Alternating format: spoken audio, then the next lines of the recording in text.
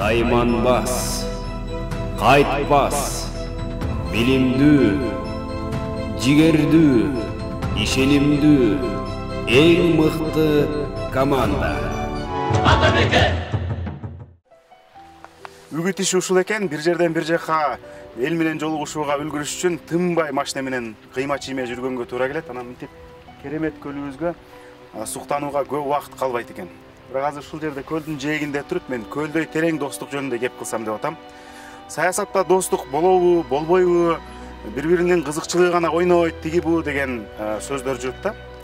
Мен бирок саясатта ушул Болот Шер менен Өмүрбек Текебаевдин достугу жөнүндө баса белгилеп айтат элем. Атамекен партиясын студент кезимен баштап тааный баштадым. 2006-2007 жылдары биз ошол партиянын штабына келгенде дайыма Болот Шерди көрчү элек. Дайыма ал Өмүрбек Текебаев менен отуруп алып, түрдүү маселелерди талкуулап, сөзсүз эле бир пикирлери келишип, мындай жымсал эмес идеяларды талашып, айтыша кетип, бирок кайра эле тез-тез жарашып, ушундай көрүнүштөр болуп турчу. Айтыша кетип атпайбы, айтыша кетеби, уруша кетеби, таптакыр эки айрылбастан дайыма чогуу болуп идея үчүн күрөшүп жүрүшчү. Эсиңиздердеби, каркыраны бербейбиз деп ошол жака жүрүшкө чейин барып, тиги провокаторлордун токмогун жеп келгенде дагы экөө чогуу жүрдү эле. Анан бул достук деген, мына ушундай чыныгы достук, ушундай нерсе экен, аны жанагындай рекламага муктаж эмес. Аны мисалы үчүн суу бойлоп жүрүп көрсөтүү, же болбосо кар чачышып, жетелешип көрсөтүүгө муктаж эмес нерсе экен. Чыныгы эки достун ортосундагы мамиле көпчүлүккө шаардана кылып, жарыя сала бербеген мындай купуя, өтө сезимтал нерсе болот экен. Чыныгы досторду байланыштырып турган көзгө көрүнбөгөн жиптер болот экен. Ал жиптер эки достун бири бу дүйнөдө барбы же жокпу, такыр үзүлбөйт экен. Биз муну ошол таласка баратканда, Болот Шердин мекенине баратканда туюп билип турабыз. Биз ал жака өзүбүздүн үйүбүзгө бараткандай баратабыз.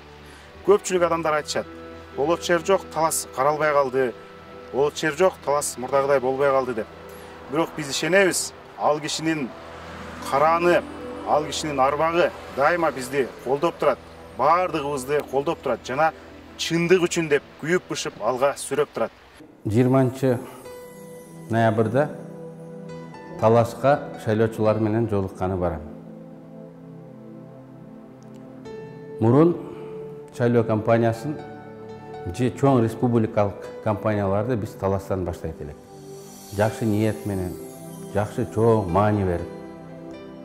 Ал иш-чаралардын баарын Болот Шер Бокем өзү уюштурат эле. Ал бүгүн биздин арабызда жок. Өзү жок. Бирок анын духу, элеси партияда бар. Партиянын мүчөлөрүн шыктандырып, дем берип, бириктирип турат. Мына Бокем өзү жок болсо дагы, анын портрети биздин төрүбүздө турат. Келечекте ушул жер биздин партиянын тарыхы илинген дуал болот. Болот ошол жерде борбордук фигура болуп калат.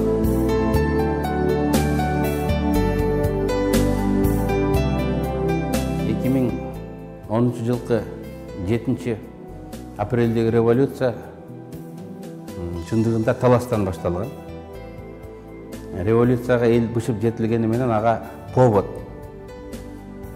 спусковой крючок керек эле. Болот Шер ушунда инсульт болуп ооруганына карабастан талашка элди курултай өткөрөм деп барып, аны Бакиевчил милиция туткундаганда талаштын эли 6 апрелде көтөрүлүп чыккан. Эгерде талаштыктар көтөрүлбөгөндө, Болот Шер аларды шыктандырбаганда, оппозициянын лидерлери УКМКнын подвалында элек ал жерден чыгарыбыз күмөн эле. Кыргызстанда үй бүлөлүк режим түбөлүк болбосо дагы көп жылдарга орноп калмак. Бокем менен мен 2005 жылдан баштап тыгыз иштей баштадым. 2005 жылда революция болуп, мен төрага болуп шайландым парламентте.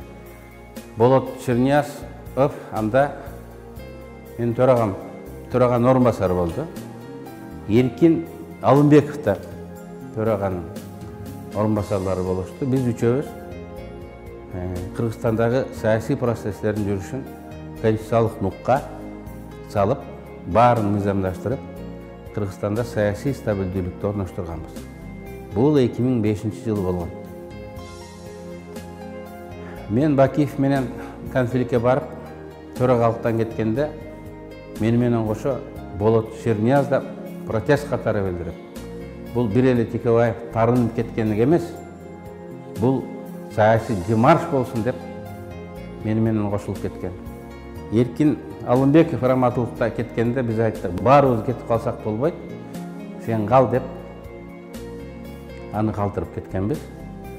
Бул Болот Чер тарабынан жасалган чоң маанилүү кадам болгон.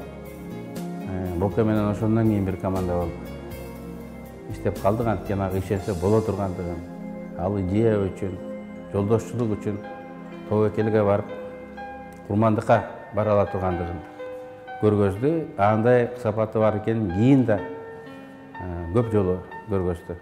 2006 жылы мени Польшада кармап, Матрешка гейт деп аталган окуя болуп кармалганда да Болот Чер парламенттик комиссия түзүп, бир күндө кылмыштын жүзүн ачып, буга мамлекет башчыларынын, анын бир туугандарынын, атайын кызматтарынын жетекчилеринин тиешеси бар экендигин далилдеген. Бул Польшага чейин, поляк сотторуна чейин жетип, алар мени акташкан. Болот Чер өзү Варшавага үлгүрбөй калды, бирок мени Стамбулдан тосуп, Кыргызстанга узатып келген. 2013 жылы да Батукаев Кыргызстандан чыгып кеткенде, Болот Чердин демилгеси менен депутаттык комиссия түзүлүп, бир нече күндүн ичинде Батукаевди чыгарганга кыргыз бийлигинин түздөн түз тиешеси бар экендиги президентке чейин далилдеп чыккан. Мен муну менен Болот Чер оперативдүү иштеген, авторитети бар, кыргыз бийлиги өкүлдөрүнөн сурак алып, алардан маалыматтарды алып, көз каранды эмес чечим чыгарганга жөндөмдүү депутат болгондугун айткым келет. Анан эң негизгиси парламенттик иликтөө эмне экендигин көргө салды. Бул парламенттин авторитетин бекемдеди.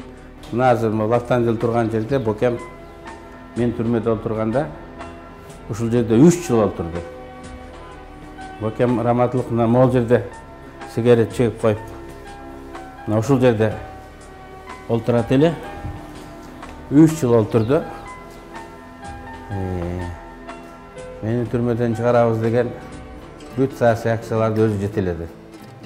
Сот болсо соттун алдына митинг уюштурат. Көйлөрдү таап ал жака жөнөтөт. Өзү 2 жолу инсульт болуп араң басып жүрсө, араң сүйлөп турса дагы ошол жерге барып жүрдү. Митингдерди өткөрдү. Анан мага телефондон сүйлөшүп калабыз. Эми 60 жылдын өмүкө өзүңдү жоктотпой тозуп коелук. Мен өткөрөлүк деп чечим чыгардым дейт. Анан айттым, Боке, мен түрмөдө жатсам, анан мен 6 жылдыгымды өткөрүп койгула деп мен айта албайм. Мен андайым жок десем, сен айтпайсың, мен айтам.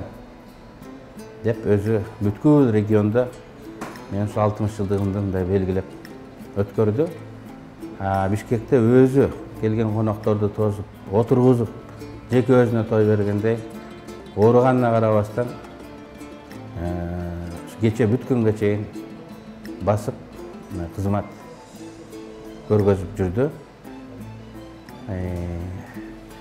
Анан мен түрмөдөн чыкканда анын бир ою бар эле, түрмөдөн чыксаң өмүкө мен өзүм тосуп алып, түрмөнүн дарбазасынан партиянын офисине алып келем. Анан үйүңө барасыңбы, каяка барасың өзүң бил дейт эле. Чын эле ошол түрмөдөн Болот өзүнүн машинасына салып алып келди. Анан коем үйгө эле барайлык десек болбой, мына могул жерге алып келди. Могул жерден. Анан Роза Исаховна башка биздин достор келип, мына могул жерден бизди тосуп алышты. Анан ушул жерден туруп сөз сүйлөп, өзүбүздүн тарапкерлер менен жолуктук. Анан Болотто акыркы жолу көргөндө мына могул жерден келип олтурду.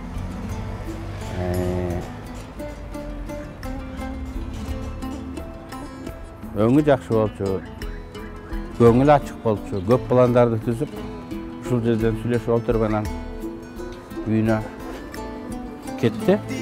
Чындыктан тайбай саясатта да чыныбай шердей асылдар кетти. Ошентип Кудай аныктаган экен, ошол боюнча Кудай айыкпады да, абдан өкүнүчтүү болду.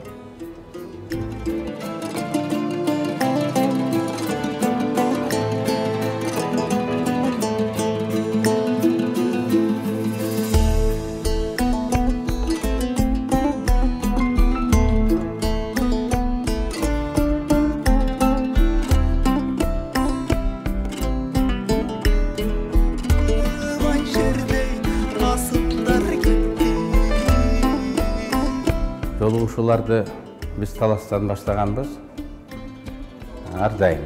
Бирок бул жолу биз Баткенден жолугушууну баштадык. Анткени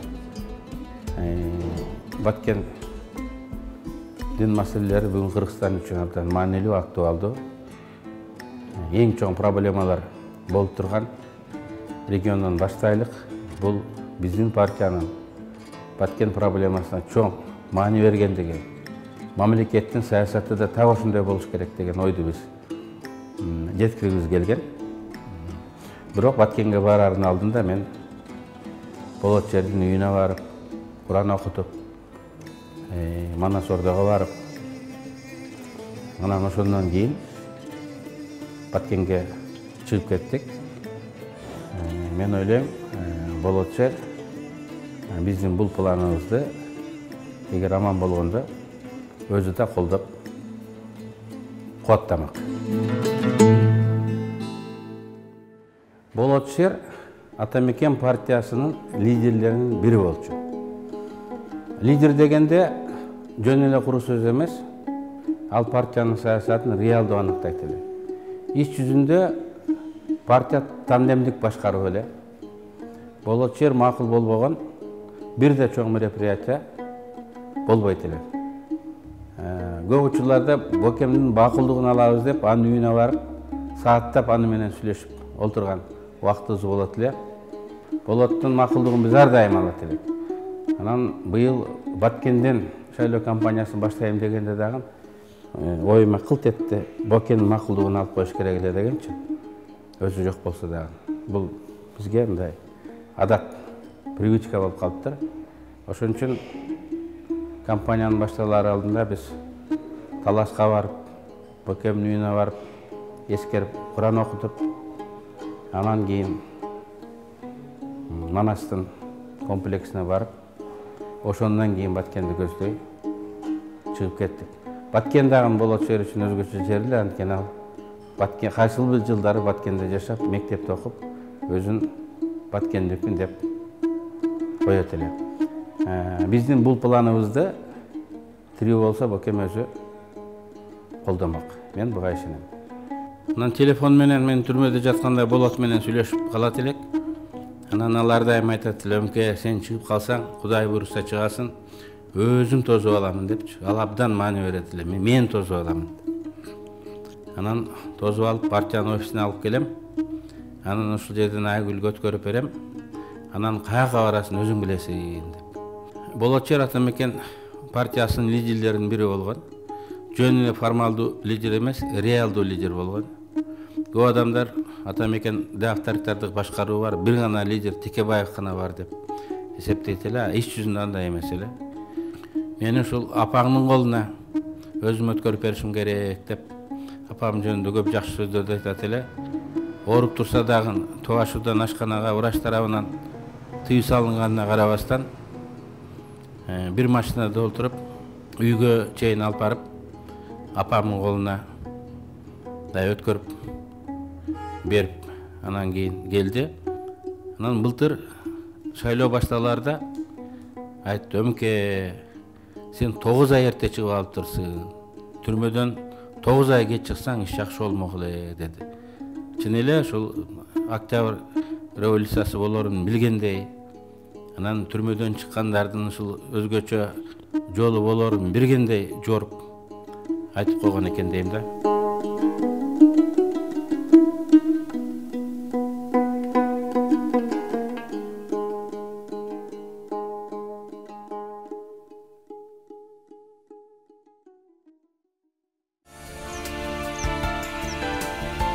Мен өлкөбүздүн ала тоодой бийик болушун каалайм.